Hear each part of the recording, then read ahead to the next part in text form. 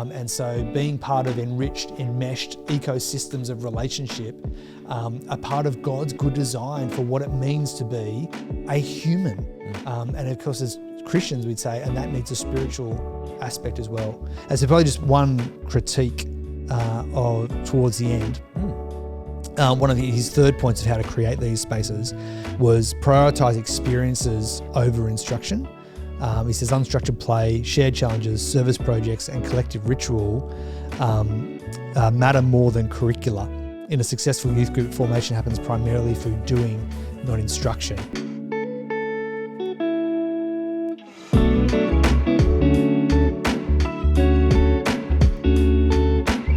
Welcome back, everyone, to the Shock Absorber podcast, and it's awesome to have you along with us. And my name is Joel, and I am on the good ship Shock Absorber today. Here with just Tim. Welcome, Tim. Yes. Are you well? Other than being just Tim, yeah, I'm fine.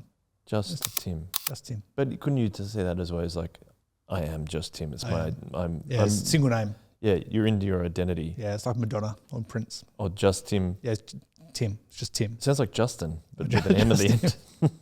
It's Justin. Yes. Well, we've made it, if you're watching on YouTube, we've made a few changes to the studio. We have. We've a few tweaks. Yeah. But my favourite thing is the Soul Revival car door. If you're on YouTube, you will see this, that it's this, that someone back in the day of Soul Revival youth community got a car. Where do you get a car door from? A Wreckers?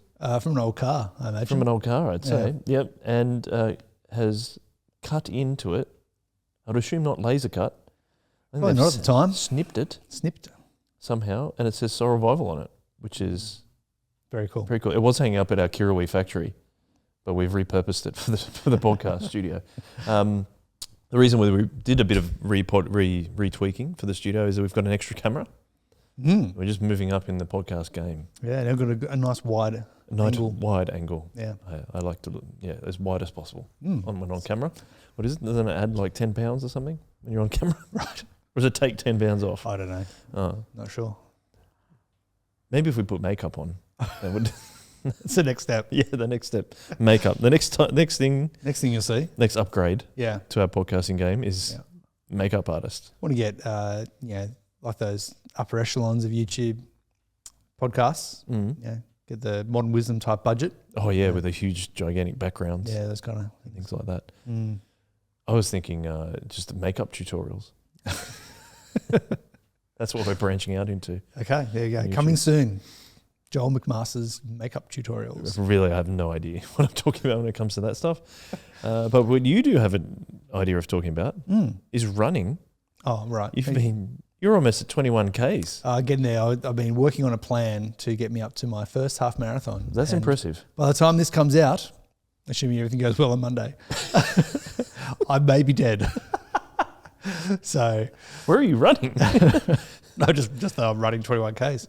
But yes, no, I'll be working my way up, and Monday is the end of the program. So. How do you plan out your long runs? Do you look them up on Google Maps and? Oh no, just work. I mean, I just ran a distance, and if you get home too quickly, go back out the other way. So that wasn't far enough. Yeah, that's right. Yeah, right. So, well done. That's an achievement. 21 kilometres is a long way. Yes, it will be the longest I've ever run once I get there. So it'll be. Cheers to that. Cheers. Cheers to that. I think that's quite impressive because I don't like long distance running at all. Yeah, I don't mind it. It's quiet. I go out early mornings. It's quiet. It's just me with my podcasts, and I quite enjoy it. Yeah, that's good.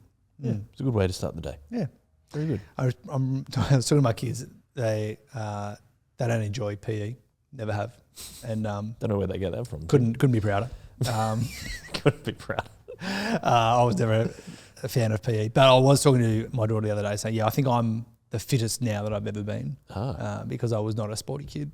Didn't enjoy PE or sport, never really did club stuff growing up. Club stuff? Yeah, like soccer or football or netball, any of those things. Netball? You think about doing netball? I never considered netball, to be honest. Never really considered. It's quite soccer. fun to play. I played it at school. It's quite good. I did play one season of competition tennis, and we were graded at a B level, but there were no other clubs in our area playing at a B level, so they just chucked us in the A team, and we lost every single match. Nice we got flogged. Yeah, you would have. It was very demoralising. I think that's probably the reason it's my only That's a season. bit tough.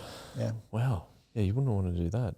No, it was just kind of like this can smash. A doubles team? It was a doubles team. Yeah, so you play a singles match each, Yes. and you play doubles. Over the morning was you would play 2 games. Personally, yeah. Oh, so you wouldn't rotate and play the other doubles partner? Um, This is so boring. Sorry. Good question. I don't know. I can't remember. Now. I thought you would That was a play long 3 time ago. games. I thought you play a doubles game and then 2 singles games against Those that with person. more club sport expertise can comment below. Fact check us. Well, that's what I mean. I've played club sport for quite a while and coached it, and I still don't know how tennis works. Yeah. So, yep. Tennis is an individual's game. It's not. Unless you're playing doubles. Yeah, but even then, it's just two. It's just 2 singles players getting angry at each other because they didn't get the ball. Right, let's get on to what we're actually going to talk about. Okay. We've spoken so many times about Jonathan Haidt, but you found a post on his After Babel substack, particularly by someone called Seth Kaplan. And the title of it, and he's written a number of contributions to this substack, but the title of this one is "We Took Away the Phones. Now what?" Tim, tell us, now what? What are we going to do? Well, I found this a fascinating article because it's basically a secular argument for why youth ministry really matters. Yeah, it is. Which I thought was fantastic. And again, one of the curiosities that I have is where our theological convictions and sociological research kind of overlaps and seems to be telling the same story, and which I see as confirmation that the world that God has created and commanded us to live in, and for our good and for His pleasure, is actually also happens to be the best way to live in the world. And so when I see these kinds of overlaps where people go, oh, you know what would really help teenagers? Would really help if they were actually in communities, multi-age, purposeful, incarnate communities where they had meaning, purpose, belonging.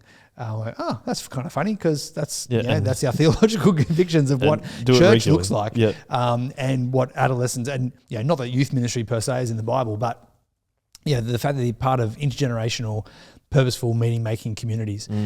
So yes, that's why I really liked this article, and I might get myself Seth's book called Fragile Neighborhoods, which is a couple of years old now, but seems to be. It's called, the subtitle is Repairing American Society, One Zip Code at a Time.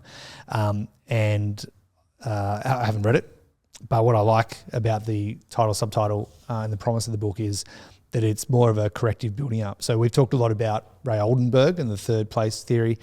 He and Robert Putnam, who wrote a really famous book called Bowling Alone, both noted towards the end of the 20th century the demise of social institutions and social places because of a number of factors coming into the sort of the post-war to the end of the 20th century America, which we can map with a lot of relevance to Australia as well. And so a lot of this was the rise of suburban culture. It was a lot of large homes, finding meaning within the boundaries of your house rather than out in the community. So finding outside spaces. When suburban sprawl, which means you're further away from others, whereas density living, you've got more things in a more compact space, so things take a while to get to, all those kinds of bits and pieces. And so the loss of sociality that comes from that. And what has been interesting is other people have picked up this, and other research has been done around this, is of the connection between social harm and psychological harm, physical health. So all of these things are kind of connected. So, and again, as a Christian, you go, oh, no surprises that God has actually made us as holistic beings. And so our physical, mental, emotional, psychological and social life are all wrapped up with each other. And so when one of those starts to fall apart, it will impact all the others. And so this particular stream of that was secular research into the demise of sociality and the ability to be social creatures with each other in third spaces, and therefore the impact of that has had. So this article by Seth Kaplan says obviously the social media and screen technology is not the cause of that, because we were noticing this at the end of the 20th century, went well before we had smartphones. But when that created a deficit of sociality, which the screen-based technology was, almost custom fit, perfect fit. Filling the void. To fill the void, of the lack of sociality of, here we go. I can have a faux sociology, a fake sociology on my screen, and therefore I'm not just bored at home, I'm now engaged kind of in home. But again, Jonathan Haidt's and many others have talked about the danger of that. So it's like fully engaged, isn't it? But it's not according to what we've been designed to be fully engaged to do, I suppose. So there's this filling the void, and I'd be interested in talking about that a little bit more, because in one of the articles that Kaplan wrote, he quotes Alan Ehrenholt. Ehrenholt. Not sure how to pronounce that. I apologise for that. But he wrote a book on 3 Chicago neighbourhoods, which was called The Lost City. And this was written in 1995. And this, I think, where we could probably start is the loss of community and why it started in the 90s. But he says in the 1950s, residents considered streets to be their home. So not just the property, but the streets where everyone was.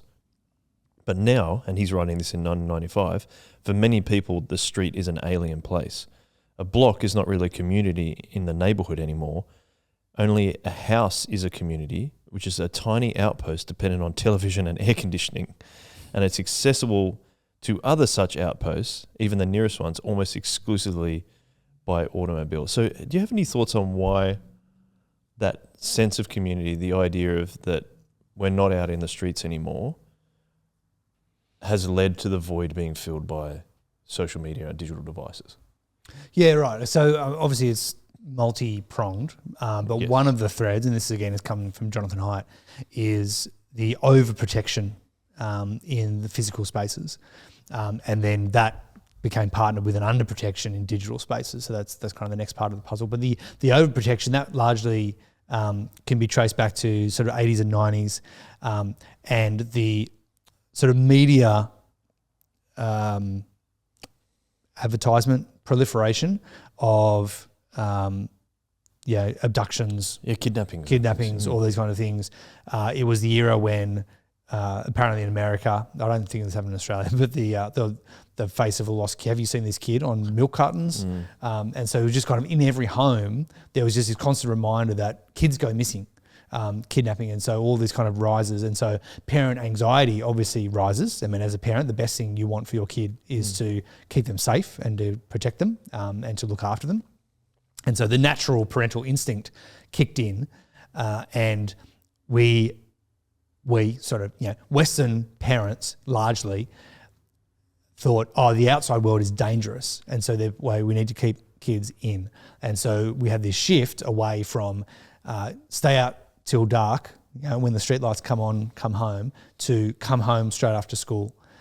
So you've got these kind of things happening. So a lot of people have this nostalgia for Stranger Things, and one of the kind of innocuous examples that's happening there is that the kids are out and about just by themselves. They're out in their push bikes until dark or past dark, and that's kind of a bit of a lost world now.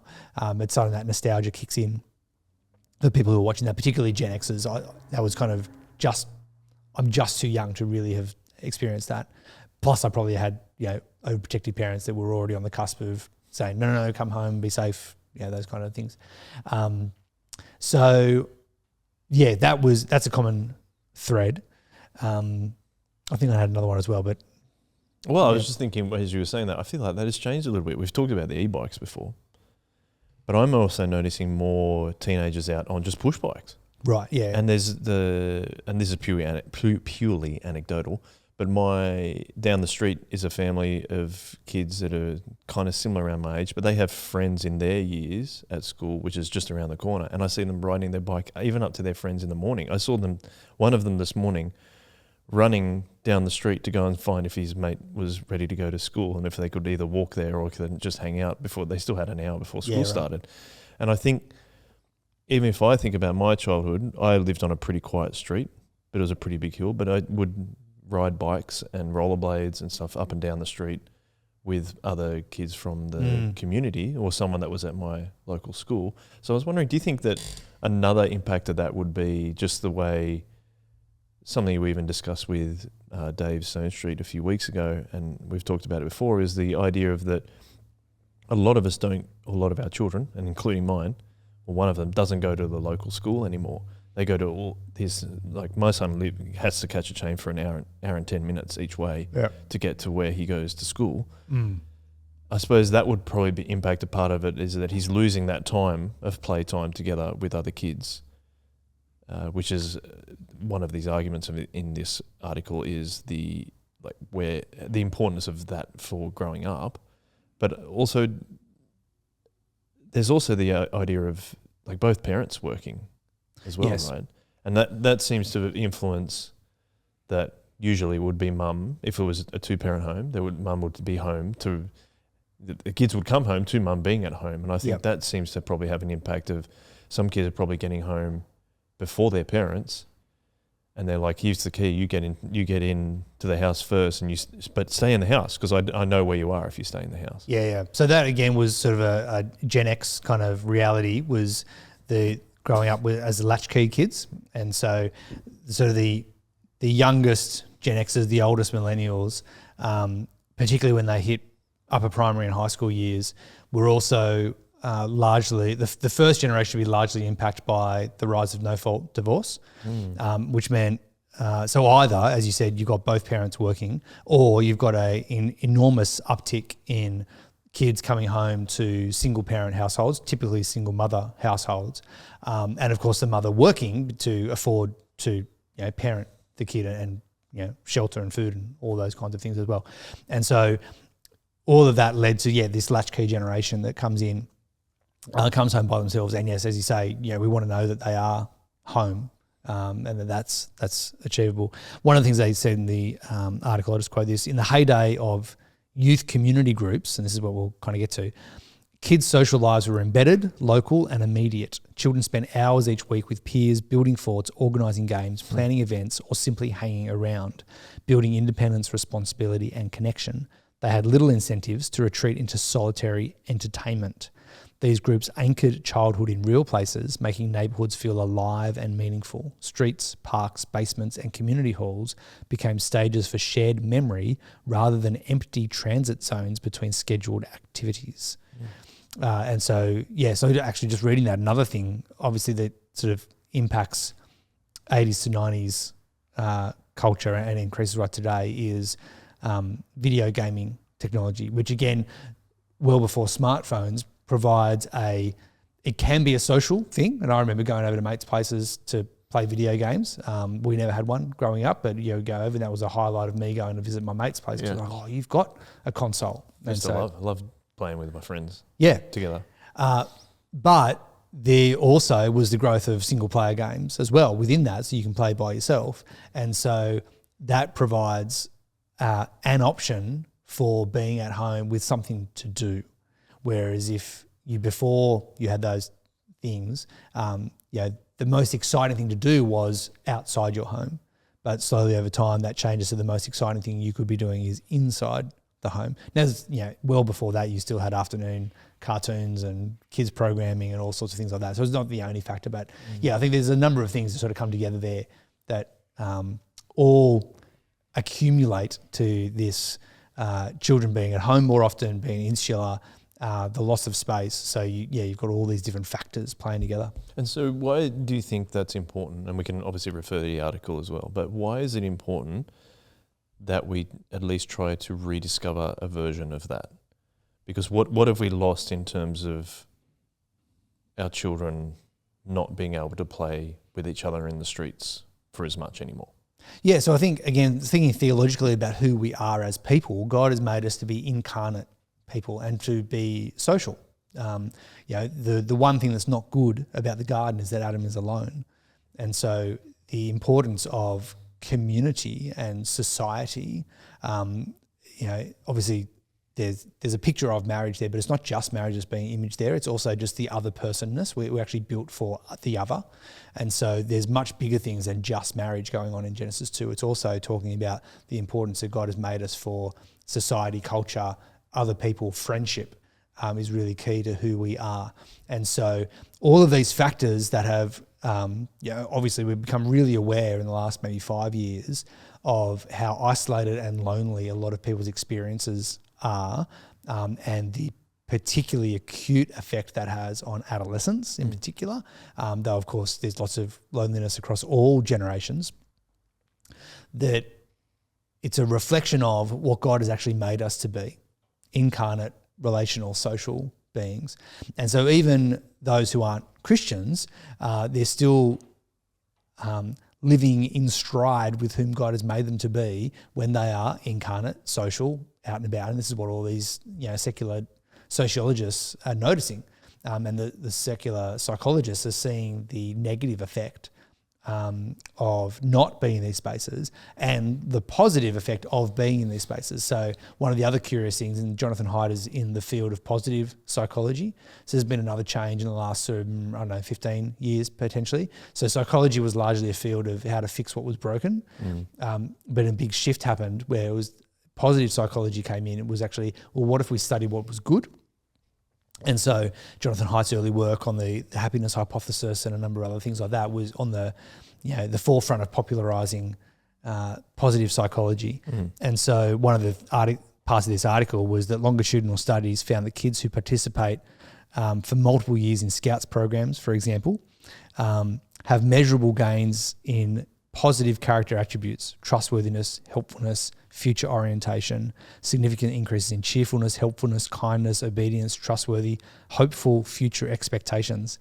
So again, that's kind of a secular way of talking about those things. But even within that list, you can see that there are fruits of the Spirit coming out. There are things that all humans universally will say are positive attributes. And then as Christians, we also have another layer of saying yes, and not just positive from a purely materialistic point of view, positive because it's making us more like Christ. And so I think Christians, as extra on top of all of this, have the extra added desire to actually see Christ-likeness formed in our children and our adolescents and in each other. And so we're going to be striving towards these things because they seem to be God's given means through which we actually grow in Christ-likeness and in the fruits of the Spirit. So as we're talking about children and as they're growing up, the isolation is not beneficial. I think that's what we're establishing. Yep. And partly it's because, at school they are still learning, and we still learn that there are things like taking turns and sharing resources and things like that. But do you think that the argument here is saying that some of that has been taken away, so it creates this void, and therefore if we make it even more individualistic with a device or playing video games, single-player video games, or single-player video games in the faux version of community when you're playing against each other and you've got your headset on and talking to your friends even then, that's one of the, that sets the stage for internet-connected devices to be even more damaging, and that perhaps the children are less resilient to these kind of damaging aspects of devices. So, this is quite a while ago now. I don't remember when, but we talked about maybe we were going to talk about highly processed foods and supplement culture, and this idea that technology has actually dampened or eliminated the need for natural bodily processes, activities, these kind of things. Like, why is gym culture so popular? Because boulders. most people are not farmers now. Yeah. They're not doing physical labour. Why do I need to go to the gym to keep my body just functional? Because most of my job is behind a desk. Yep. And so, particularly in urban culture and suburban culture, most of us are not doing the enough active activity to keep our bodies functional in terms of cardio health, muscular health, strength training, all those kinds of things. Just walking. Just walking, yeah, that's right. I mean, people go like, oh, how on earth am I going to get 5,000 steps a day or 10,000 steps a day? Like, when would I ever get that in? Because all of my life is, behind a desk, sitting down, sedentary. And so there are particular technologies and social trends that have removed from us the natural disposition to that would allow us to just be naturally working on strength, functional health, cardio health, all of those kinds of bits and pieces. The same goes for food. Why is there such a supplement, boom? It's because people aren't actually eating real foods. They're not actually eating the types of food, in-season produce, good, healthy, straight from the garden kind of things. And they so give us the nutrients. The nutrients, that's right. Why do I need nutrients? Because actually most of my diet is highly processed. And so then I need to take supplements on top of my highly processed diet in order to actually get humans have lived for hundreds of thousands of years without this supplement product. How is that possible? If this supplement is essential to my health. I always giggle when I hear a podcast out for this absolutely necessary supplement. I'm saying, well, clearly not, because there's been tens of thousands of generations. I don't need your supplement. But part of that is because our diets are so restrictive and not actually in line with God's good design of the garden and our bodies and all those kinds of things. Can I just make a point? Just to sorry. They're restrictive, but they're also far more broad than they used to be. And I think that's what you're saying is that we're restricting children to stay at home, but as Haidt says, the digital world is far more broader. Right. But it's a not sanitized, it's a less real, I'm trying to think of the right word. I'm thinking it's a poor man's version of what God has intended it to be. Yes. And so this is where I was eventually leading. Yeah, sorry, it was a long lead up. Was the sociality and the social skills that children need. Right.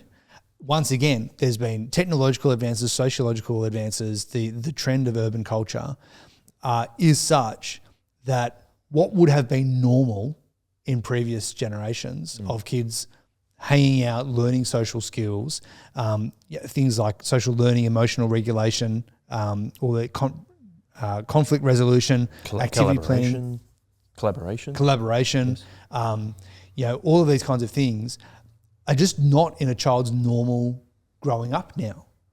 And so one of the reasons that we have so many organised activities is because the kids are not getting this naturally, in inverted commas, but we also want to keep kids safe. So there's still this safetyism that's a layer in here as well. And so we create really formal structures where it's not free play, it's organised and structured play and structured activities. And Jonathan Haidt has also talked about how that is, again, a poor man's substitute. It doesn't quite get that. What they need is a lot of unaccompanied or far less supervised spaces and activities, because kids don't learn conflict resolution when the soccer coach, the adult in the space, is always resolving their conflicts for them. So if that's their only interpersonal interaction is in organised spaces where there are always a functional adult who is stepping in and making the rules for them, they're not creating these social spaces. And so kind of like, gyms and supplements, we end up with these organised spaces and organised activities to try and teach kids what they, a number of generations back would have gained normally, but because of the trends of society is actually missing from their social diet. And I know that I've done a little bit of mentoring in schools, and I know that through my wife, who's a public school teacher, and different chaplains that I know, one of the things that they do with kids who are disruptive, have anger management issues and a number of other things is you play board games with them. And you kind of wonder, what's going on there? But a number of these kids haven't grown up playing a game that has rules. And turns. Taking turns. Like, that's important. No, it's not your turn. And you don't get 100% of the attention of this space here. Right, and you might lose. It might be doesn't help you win when someone else takes a turn. They're trying to win for themselves. Yeah. So you can have competitive games where you're learning those kinds of interactions. You can have collaborative games where you have to learn to contribute together to there's those games where it's kind of you against the board type games, and that's learning different skills, or it's you against other players and that's different skills. There's games like Monopoly where you have to negotiate certain things and, well, the property's only worth this much, but I'm not giving to you unless it's this much. And you got to work these kinds of things out. So these are all these skills. So, and again, one of the frustrations I know in the education sector is that so much has been put onto teachers to say, well, can you fix all of this? Our kids don't know how to play together. They don't know how to resolve conflict. And so the schools need to do a better job of doing this. What I like about this article is it kind of, and it doesn't talk about schools at all, actually. It's all outside of school time, which, both of us are married to school teachers. We both understand the overpacked curriculum and the high expectations that everyone has that teachers are going to fix all the social ills that apply to children. And so no, they can't possibly do all of that job in 5.5 hours. Also make them really academically clever too. And well, that's right. I mean, the actual purpose of school, which is, we would argue probably more an academic focus than it has social benefits, but they're there to teach them reading, writing, arithmetic, right? That's what they're there for. But increasingly there's all these social things as well. The uptick of external outside groups, semi-structured, I think this is what he kind of gets to towards the end, is the idea of semi-structured ideas, ones that offer some oversight but actually a lot of autonomy, is also really good, where just kids... something like Scouts. Yeah, so I mean, one of the things, my kids did term and a bit of Scouts, and they basically wanted us to completely invest in Scouting as our third place community, essentially. And we were happy for our kids to go along on a Monday night or whatever it was for a couple of hours, but that was the level of investment that we had as a family because we already had our third place community, which was church. So we were investing so much time in our church, and that we had meaningful relationships. We had formative relationships. We had places where our kids had unstructured play. We had all these kinds of things. And so Scouts was like, oh, you need to do this. How about you come and lead? How about you, they basically wanted us to treat it like a youth group and invest our entire selves in. And we decided that we didn't have that level of commitment. But for many people, that is going to be their third place community and all those kind of things. I don't begrudge them for asking that of me. I think it's a good thing. We just already had a third place. But for many others, things like Scouting groups might be a whole family third place, but a lot of that is teaching kids to be self-directed, teaching them to solve skills, solve puzzles with appropriate but minimal supervision. So it's a safe environment, in inverted commas, but it's also stretching them, it's growing them and those kinds of things. And so what I really like about this, how do we apply this as a church? What's the shock absorber application here is just realising this is what youth ministry has the opportunity to, and kids clubs actually say something about waiting until adolescence is too late. Groups that begin in early elementary years create community, shared norms and cross-age relationships that compound over time.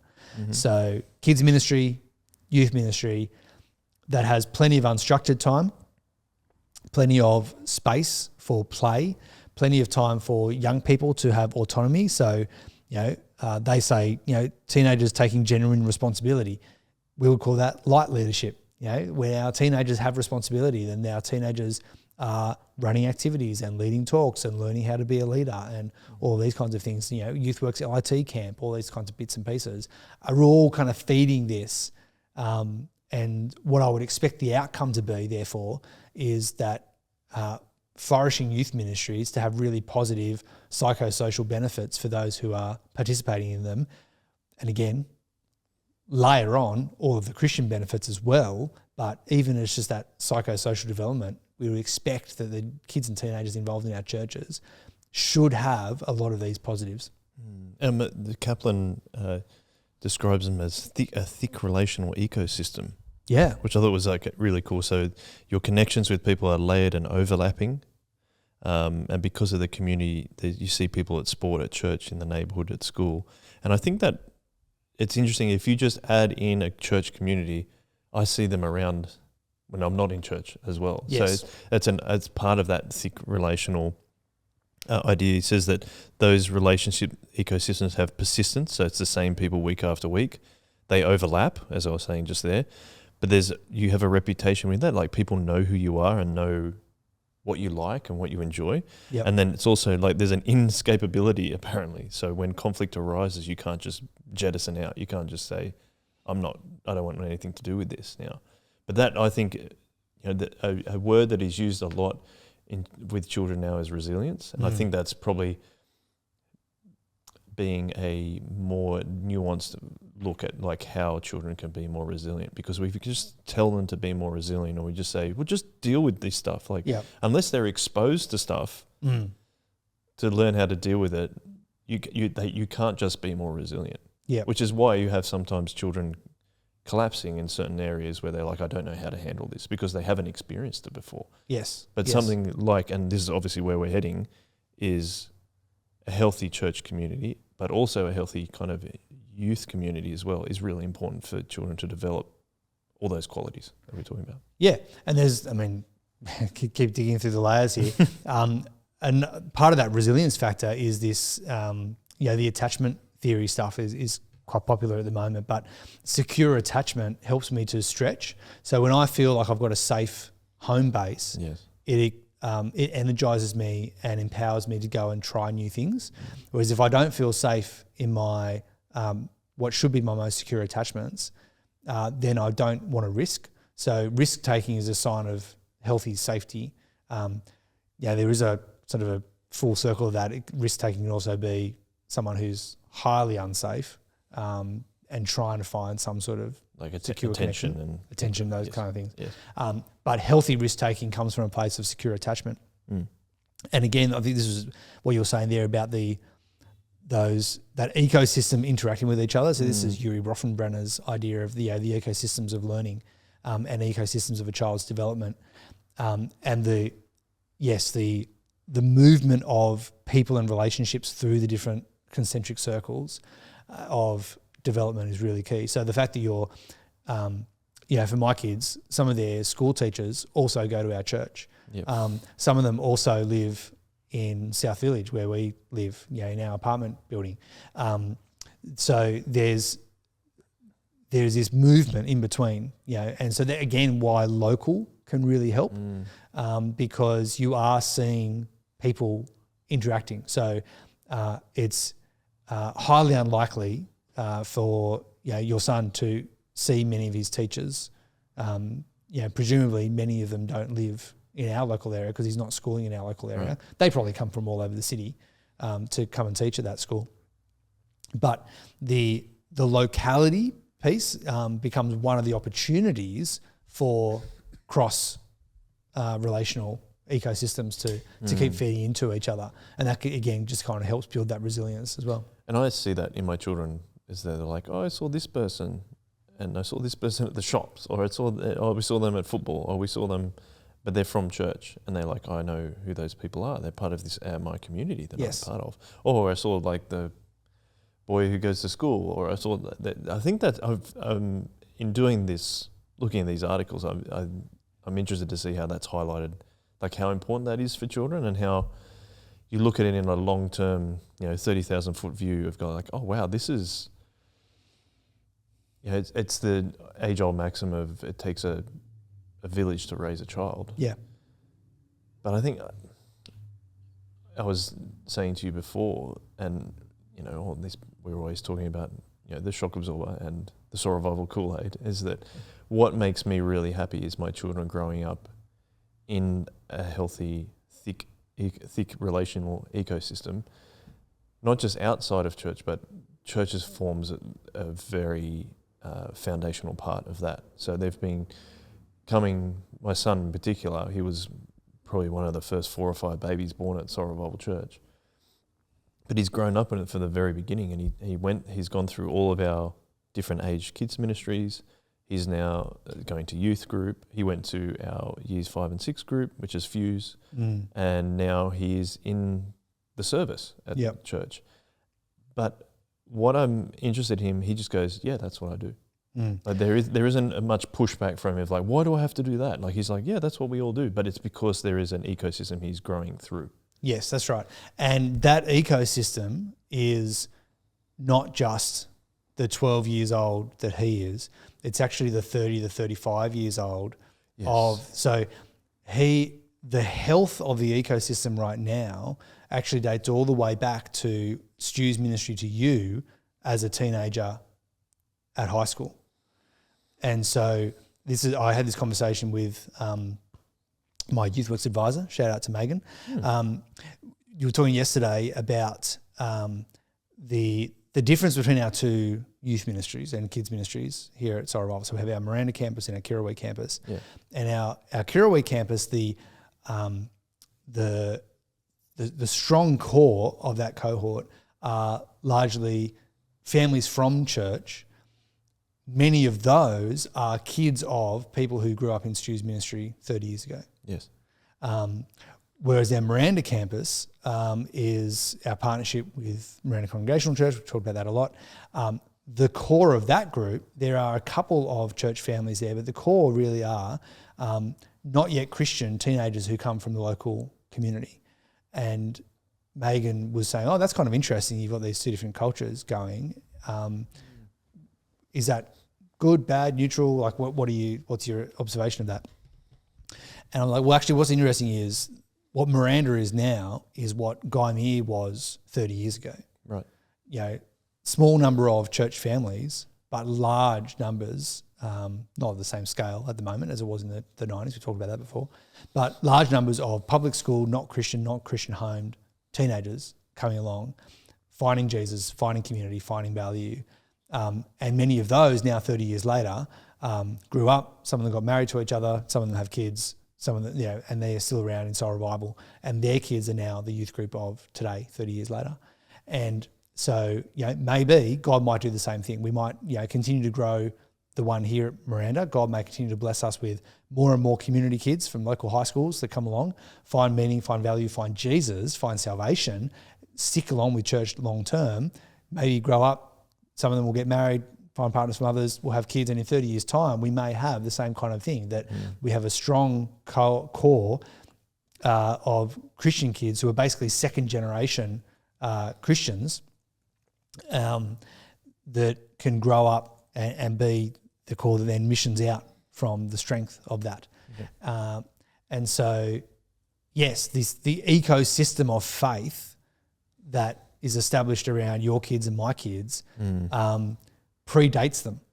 And I think that's really cool as well. And obviously you can then keep stretching that back. I mean, the reason that we're Anglicans, Anglican has a 400-year history. That's an ecosystem. We have 2,000-year history if we go all back to Jesus. So we have a 5,000-year history if we go all the way back to Abraham, Moses, etc. So one of the things that, and this is what Vygotsky noticed, was that we grow up into a society that predates us. And all of the values that we can interact with. Barbara Rogoff talks about how we co-create culture now. That's a kind of a shock-absorbing type thing going on there. But growing up in something that predates you and recognising that and that it existed before you, it also gives you meaning, grounding, value. And so probably one last thread to pull on is one of the reasons that high autonomy has actually created negative psychological and social outcomes is because it doesn't ground you in anything prior. So when you're free to choose everything, especially on the internet, for example. On the internet, you can be whoever you want to be. You create your avatar, but in the real world, you create your own personality. Be whoever you want to be. Dream whatever dream you want to dream. Don't feel tied to any particular heritage, tradition. This anti-institutionalism, which is characteristic of our moment. All of that has obvious negative psychological outputs. And I think a good understanding of what society does and a good Christian understanding of what God is doing through his church helps us to explain why that's the case. Yeah, that's really interesting. Because referring back to the Kaplan article, I wanted to ask you another question around it, though, is that he talks about in a particular study that he saw in Israel, roughly 30% of students participate in a youth organisation or a movement, far above levels seen in most Western contexts. And so they do things like play, hiking, service. They do group projects. So it kind of is like scouts. Yep. But it's among the most durable and widespread institutions in Israeli civil society, which is really fascinating. But he says that what distinguishes these groups is not just the scale, but the structure, and that they are deeply place-based, organized, and they're organized around neighborhoods and towns rather than regions. And they actually meet multiple times a week as well. And older teens lead younger cohorts and adults kind of support that. That very much sounds like how we do youth ministry at Soul Revival. What I'd be interested in is like maybe getting a bit more practical of like, and your experience in children's ministry is going to help us here too, is that what are just the positive outcomes you see of having that structure that exists? And as I said before, my son knows it's something, he can see it, it's something to grow up into, and it has been kind of the collective memory that you've talked about before is established from 30 plus years of youth ministry and doing youth ministry that way. What is the payoff that you see? Because here he says the payoff in the Jewish youth program suggests long-term participation in youth movements has durable effects on identity and social outcomes, rather than just a short-term educational experience where you go to a camp and then leave. This has much greater outcomes. Is that the same thing you see, kind of how we do our young kids, teenagers, youth ministry? Yeah, absolutely. So again, the hyper-local is really important. That you don't have to travel very far, the regularity. And so all of these things, again, this highlights, he's bringing together a lot of different social studies here, but the way that this builds our sense of identity and belonging. So we need to know who we are, and we need to have a rich sense of that with multiple people. So again, this ecosystem's thinking of multiple connection points is really rich. And works against the thing you just said of choose whatever you want. Sorry to interrupt you. Yes. It's very different to that. Yeah. So there's both the freedom to be who you are, but also the group identity that comes together. And so I think all of those kind of interact with each other. And so a good third place, to use Oldenburg's phrase we talk about a lot, is one where it's a leveler. Everyone can come, everyone's welcome. And everyone knows your name. And so you have a sense of belonging when you come in there. And so you are known, you are valued, your contribution is important. All of those things build this sense of this is my place. And so one of the ideas I've been thinking a lot about is that this shift that happens in sometimes kids, sometimes adolescents' minds in terms of church is the cognitive shift between this is my parents' church and this is my church. And I think that's really significant. And I think all of this helps us to understand what's happening at a psychosocial level for that shift to occur. Yep. That I would come here to this youth group or this kids club whether or not my parents brought me. Yep. When that becomes true, I think you've sort of got to a point of actualization of this belonging and identity piece, that they feel like this is a space where they belong, rather than I'm just putting up with it until I can't wait to get out of here. And there's lots of things that we can do to help that. Now, again, Christian, spiritual level, everyone is accountable to their response to God. The Spirit will do what He wills. There are a lot of, Jesus tells the parable of the weeds. And so even for children and youth, there are a lot of, there's a lot of rocky soil, there's a lot of thorny soil, there's a lot of temptations of the world that draw people away from Christ. Mm-hmm. And so we need to be aware of that. We need to be trying planting good soil and cultivate the lives of young people to be good soil. And so that often, one commentator has said, one of the things you notice about the good soil is that it was free of all these other things. It didn't actually have them. And so part of that is curating the life that we have, curating the amount of things that our kids do, so that the faith community is the place where they find primary identity and belonging. And I can think of kids that we've had in our kids ministry where they were regular at church every single week, that there wasn't rep sport going on, which meant they were really regular for about 4 or 6 weeks a year. Wow. And it just, you look at them and go, well, are they following Jesus now? Probably not. Do they have a strong faith? No, probably not. Not because there's anything inherently evil about sport, but by the choices that the families made, that they showed that the sport community was their primary third place. It was the place that they would choose to be if they had nothing else to do. Like, this is their priorities. They're prioritizing these things. And so one of the things that we can be doing as ministry team members is helping create spaces that fulfill some of these, like the idea of lots of free time, lots of unstructured, the appropriate but still minimal supervision that allows for a lot of freedom and choice, so that they feel like young people have agency over what they're doing. That's really important. So we can be creating spaces that do that. And then as encouraging our parents, and for any parents who are listening, just to be really conscious of making your faith community a really significant third place. Like, this is where you will choose to be. You choose to put up other things. You say no to other things in order to be part of your church community, because it's that regular involvement that helps build the sustainable faith. And again, what we're noticing here in this article is the sociological truths that God has built into the rhythm and the fabric of the universe. And he's designed that so that churches, where you're regular to your church, is actually positively faith formative, as well as being psychologically formative, physically formative, all of those kind of things as well, socially formative.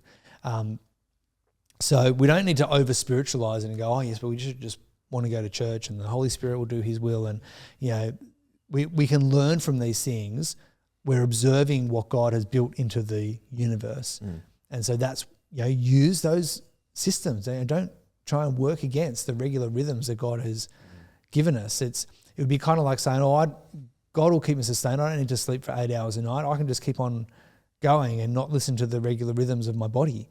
And it's like, no, you're built into the human world in a way that God has actually designed human bodies to be unconscious for a third of their life. That's his good design. And so being part of enriched, enmeshed ecosystems of relationship, a part of God's good design for what it means to be a human. And of course, as Christians, we'd say, and that needs a spiritual aspect as well. And so probably just one critique towards the end. One of his third points of how to create these spaces was prioritize experiences over instruction. He says unstructured play, shared challenges, service projects, and collective ritual matter more than curricula. In a successful youth group, formation happens primarily through doing, not instruction. I think my corrective from a Christian point of view is that he's created a false dichotomy there, that because we have content as well. So we do have curricula, we have the scriptures, we have the story of Jesus, we have the story of God, the story of the cosmos to communicate to our kids, which I think makes a faith community distinctive. And I think if he actually talked to some of his Jewish rabbis that set up Jewish youth groups, they would probably say the same thing, that they've got there is a particularity of faith as well to communicate. And so I sort of affirm what he affirms, but not deny what he denies, and say, you need both. And so part of what we do want to do is also be instructional and faith formative when it comes to the curricula of the Christian life. And God's word. Yeah. God's word, doctrines, understanding of who he is, but within these kind of spaces. And I think that's why we have found over time that Soul Revival does well. I've seen it in lots of other churches do well when you combine really good Bible communication and exploration with a sort of a third place community where you can have these kinds of screen-free, incarnate, in-person social relationships. I like how you just said that word, exploration of the Bible. And I remember we talked about a while ago about, I can't remember who it was, but he started as an atheist and then has come back, but it was because he couldn't have the questions answered. Right. And it answers the point there you're saying about formation happens primarily through doing, not instruction. We think that's very true. But even demonstrating the fact that we can sit with God's word and grapple with it is something that's really important. But I also thought that he's saying that young people, if we just tell children what to do, it's not going to be anywhere near as embodied, yes, and as deep and understood as well. But I think there's also, looking at his next heading just after that, where he's saying it's normalised participation. And we've talked many times before about the homogeneous union principle has turned church into a kind of an event that you can choose to go to when you go, oh, it's going to church is like going to the movies. Whereas I think about how it was modelled to me as a kid going to youth, but now I also try and do it for my children as well, is that like church is the centerpiece. Church is the main part that the rest of our week hangs off. Like that's why we're going pretty much, unless we're sick or we're on holidays. Like we're going every single weekend on a Saturday night when we go to church. And I was just thought it'd be cool for you to speak to that about, do you think there is an element there that, as I spoke before about the Chicago streets, is there an element that we can make church and the regularity of church, not an event, but the regularity community, that is kind of transposed of what we used to get when we were hanging out in the street? Yeah, kids will learn. Kids learn what is important by the way that their family prioritises. What they put importance on. Yep. And so they will learn that church is a non-negotiable if church is a non-negotiable for the household, if that's just what you do.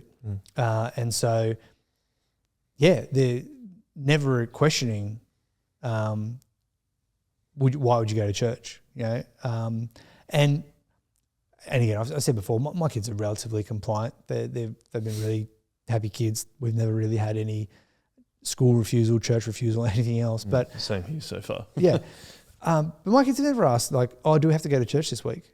And I mean, part of it is just, has that ever been a question? It's actually never been a question. Yeah. Which is what gave them if there were kids asking that, what gives them the thought that, oh, are we actually going to church this weekend? It means that at some point it's been demonstrated that it's optional. That's right. Yes. Yeah.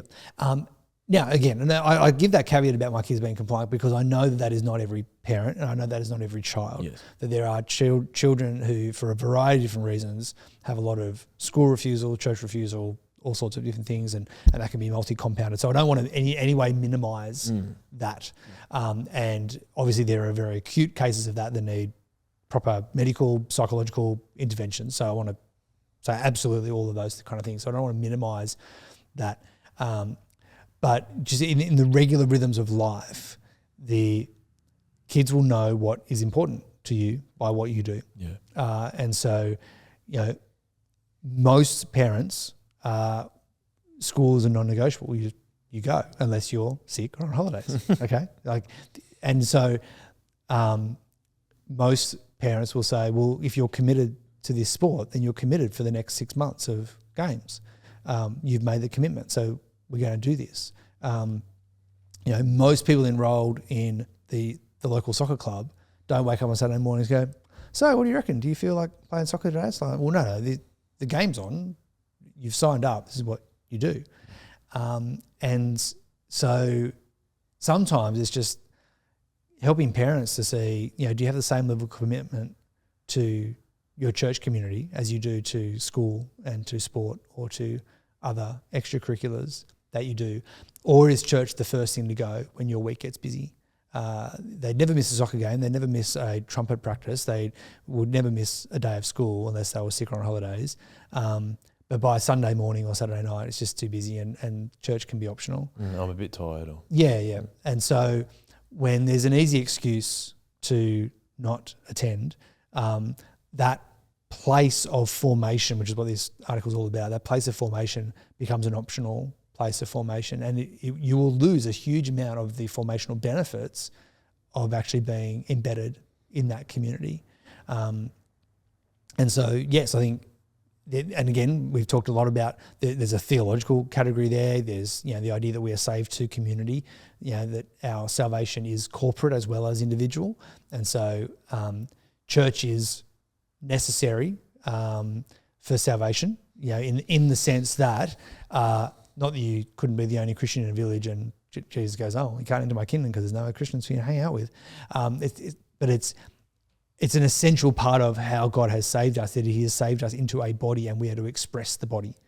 We are to express who we are in that community. And the failure to express our commitment to other Christians and to his bride, his church, is actually a failure to recognise what is actually true of us. It's like saying I'm technically married. There's a piece of paper, we went through the ceremony, and I see my wife, maybe once a month, maybe, but only if I'm not tired and I don't have something better to do. It's kind of like, well, that's weird. Of course it is, because you are covenantally committed to your marriage. God, at an even much more extreme version, has committed us and built us into the corporate community of the church. And so to go monthly, only when you're not sick or on holidays or tired or actually just something came up or it was a big night the night before, is just, it doesn't express who you actually are and who God has made you to be. So that's an important part of that commitment piece. Yeah. And I constantly come back to I'm really proud that my children are growing up that way. And I can see them, there is a certain amount of resilience that they have got from being part of that community. And I'm just really stoked on it, to be honest. It's just... and that's not and again, I just sort of want to acknowledge again, there are plenty of Christian families who have committed to their church weekly and regularly, whose kids walk away from faith. That's true. And so this is not a silver bullet. We're not saying that, all you have to do is go to church every week and your child is guaranteed Christian. That we can't draw that comparison. So, and I know, even from within my own family, that there is a lot of pain and hurt when a child walks away from the life you've built into them. And so, I have siblings who aren't Christians, and they had exactly the same in church going as I did. So because we always went as a family. So it's not a ticker box, just do this, then you'll get this outcome. It's not that kind of thing. But what we're noticing are trends, and we're also noticing the way that God typically works in culture, society, the way that he's typically made humans to function. Well, thank you for making that clarification. It's really important. I just get a little bit excited, and then it sometimes sounds like that's the only way to do things. So thank you for making that clear. Last question for you. We kind of call it Tim's takeaway before, but whatever, it doesn't matter. But what would you like people listening to this, church leaders or even parents, to go away from this episode, and what could they maybe change one thing this week, or what would you want them to be thinking about? Kids ministry, youth ministry is key and essential for a young person's development. And I think that's why I love this article, was even though he's not a Christian, he's probably Jewish, I think, that we not only have social benefits, psychological benefits, physical benefits of all these, of embedded communities for our kids. On top of that, we've got the extra, most exciting layer, which is it's a community of Jesus, of people who know Jesus, love Jesus, are friends with Jesus, and therefore friends with each other. And so what I love about these kinds of articles is it just validates, yes, this is why kids ministry matters. This is why youth ministry matters. Yes, at your gathering, Saturday night, Sunday morning, but also midweek and other times during the week. Not to create busyness for families, that's not the goal, but to create embedded communities which will benefit our kids. Embedded communities that benefit our kids. Very good. Nice work. Thank you very much for that. No worries. Thank you for your time today, Tim. It's been Thank you, Joel. A lot of fun. Thank you to everyone that's been listening and watching. You can email me, joel@shockabsorber.com.au, to add to the discussion, or chuck a comment down on our YouTube channel, or you can sign up for the Shock Absorber network at shockabsorber.com.au, jump on the mailing list, and we'll give you more information as we are able to organise our prayer meetings and then get together and chat more about these ideas that we talk about on the Shock Absorber. But with that, Tim, thank you very much. Thank you very much, Joel. Thank you very much. Thank you very much. Thank you, Elvis. And we'll finish with a one-way.